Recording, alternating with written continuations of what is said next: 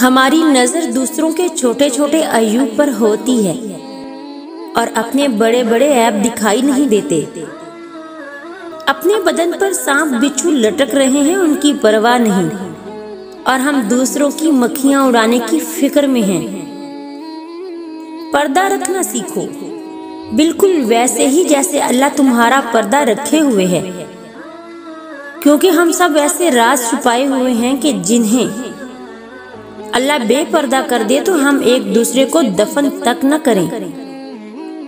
اچھے کے ساتھ اچھے رہو، لیکن برے کے لیے برے مت بنو، کیونکہ تم پانی سے خون صاف کر سکتے ہو پر خون سے خون نہیں۔